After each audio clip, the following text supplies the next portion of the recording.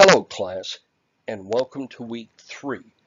We are now at the midpoint of this class, the middle week, 2 weeks behind us, and then after this week, 2 weeks to follow. Hope you're still enjoying the class. We've got a lot more good stuff to do. I don't want you to forget about how important the student learning objectives are in each course. All of the assignments, all of the readings, everything is aligned with the particular learning objectives, the student learning objectives. And first, I want you to be able to explain what person-centered therapy is. Then I want us to know a little bit about humanistic, existential, and phenomenological psychology. I also want you to be able to understand a little bit about Gestalt Therapy and to explain transactional analysis, especially its concept of the ego states, the adult, the parent, and the child. It gets a little complex here because of the terminology, and some extreme caution is needed on your part. You need to understand that academic words often change definitions as they cross disciplines. For example, we're going to be talking about humanistic psychology. Many of you have only heard the word humanism in a bad light, and certainly there's a lot of bad things you can say about it, especially in regard to the humanist manifesto. But not all humanism is bad. Classically, in fact, it's very important to us. Martin Luther was a humanist, and many other great theologians. This doesn't mean that they would have believed in the Humanist Manifesto, nor does it mean they were atheists. What it means is they believed in the importance of the human being. So first, we're going to look at the word existential, which really places an emphasis on the sole responsibility for finding meaning in life on the counselee. The counselor helps the counselee define purpose in life and therefore helps the counselee to improve their mental health status. And secondly, we're going to be talking about humanistic psychology. In humanism, that is, in humanistic psychology, remember what I said about the cautions before. In humanistic psychology, the concept of the self becomes very important. In fact, it's the central focal point for all of the counseling methods. And then third, something about the phenomenological approach. Yes, it's a hard word to say, phenomenology. It's the study of how external phenomena, sensory perceptions, sound, light, smell, taste, how they affect us and how they affect our conscious view of things. So this week we're going to be looking at 3 different therapies. The first one is what's called person-centered, and it's the therapy that was brought to being by a man named Carl Rogers, a very interesting individual. The second therapy is Gestalt Therapy by Fritz Perls. The third one is Transactional Analysis by Eric Berne. In person-centered therapy, Carl Rogers says that basically there are 6 requirements for therapeutic improvement. Remember, the word therapy means healing. So there are 6 requirements on the part of the therapist to improve the counselee. And the first one is that there must be a therapist-client psychological contact. And what he means by that is there needs to be a good relationship between the therapist and the counselee. Secondly, Rogers says there needs to be client incongruence. That is, the incongruence, the difficulty, the problem that the client is feeling, and that this client, this counselee, needs to be able to come to the point where they can uh, uh, define and explain and be aware of their own incongruence. And again, by incongruence, he means the problem that the client is facing. Third one is the therapist's congruence or genuineness. This is exceptionally important, especially in Christian counseling. The therapist has to be authentic and has to be able to share with the client on an appropriate level. Rogers believes that some self-disclosure from the counselee or counselor's point of view is a good thing, but it's a tricky thing. The therapist has to be involved and not just acting, has to be able to be very genuine and authentic to facilitate this relationship. The fourth condition, according to Rogers, is that the therapist must provide unconditional positive regard for his or her client, for the counselee. And that means that the client accepts, the counselor accepts the client unconditionally,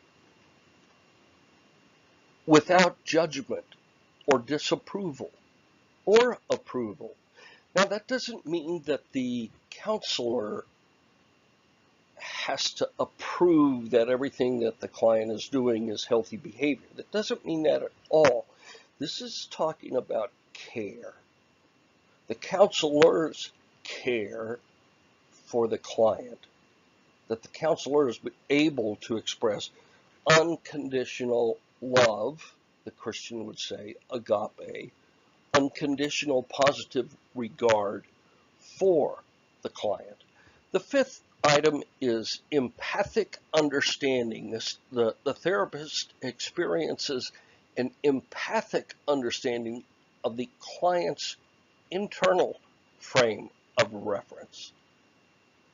This is so important that empathy on the part of the therapist can help the client, the counselee, believe that the therapist's regard for them is unconditional. And the final thing is the client's perception, that the client perceives at least at a minimal degree the therapist's unconditional positive regard and empathic understanding for his or her problems. And the next therapy that we're looking at is called Gestalt Therapy. Yeah, it's a German word. And Gestalt is used in many different disciplines. It means basically something that's made up of many parts, and yet somehow, when it's all put together, it's more than the sum of its parts. It's kind of like a human being is made of 2 legs and 2 arms and all of that other stuff. But when all of that comes together, a human being is more than just body parts. A Gestalt therapist reviews or views a human being basically in 3 different stages. First is the social stage. Now, this is the infancy stage. This is where the client was when he was just or she was just a tiny baby, and the child had to depend for everything on others. The second stage is the psychophysical stage. And at this stage, you begin to see the self and self-image develop through adaptation, acknowledgement, and support. And the third stage is a stage which Gestalt therapists say very few people ever reach, and that's the spiritual stage. That doesn't mean just going to church. It means a person who can become transpersonal. and look at problems above the here and now, looking down at problems and not get so personally hooked by different problems, but be able to see all sides and be able to work from a spiritual point of view. And the final therapy that we're going to be looking at this week is called Transactional Analysis, or for short, TA. It was popularized in a book a number of years ago titled I'm Okay, You're Okay. This is actually one of my favorite therapies. This therapy views a human being from three different lifespan periods, and that each human being has all three of these ego states within us at all times. We have a parent, we have an adult, and we have a child. The parent state is that state that reflects influences from our actual parents or other authority figures in our lives. It is realized by words like should and ought, and this is what you ought to do, this is what you should do, or why don't you ever do this. It's parental statements. Every person has within them a parent. Also, every person has an adult. The adult state is where we hope to be adults, seen as adults, our adult selves, dealing with the problems of everyday life. It also has the function of regulating the activities between the parent and the child. This is the healthiest state of being, according to TA therapists. And the third state is the child. The child state consists of parts of ourselves that harken back to childhood. In this state resides things like intuition and creativity, spontaneous drive and enjoyment. And basically, it's a pretty egocentric, pretty selfish point of being, but that every person has all three of the states residing and coinciding with each other inside the person. And the goal of transactional analysis is to help people communicate from their adult state. So once again, each one of us has residing within us simultaneously a parent, an adult, and a child. So you can see it kind of in this little illustration that I've given here. A child, an adult, and a parent. But all three of these states, the child state, the adult state, and the parent state, residing simultaneously adult. In a lot of my counseling, I've seen issues come out of this. For example, if the if the wife, for example, becomes parental with the husband, she will often do what's called hooking. She will hook possibly the child in the husband. And while she's saying you should do this, you ought to do this, and being very parental with the husband becomes very childish or childlike in his behavior. I saw this personally at one point where my wife, who's an outstanding school teacher, would come home and she would start using her school teacher voice on me. And we have a wonderful relationship, but we were able to sit down and talk about this and say, hey, we need to talk as adult to adult. And sometimes you'll have the husband who's talking down to the wife, talking to her like she's a child. And sometimes, if the wife is not careful, she allows her child within her to be hooked by her husband's parent within him. Now, the goal for all of this is for adults to be able to communicate with each other as an adult to an adult. That's the goal of transactional analysis. So let me conclude this video with just a few reminders.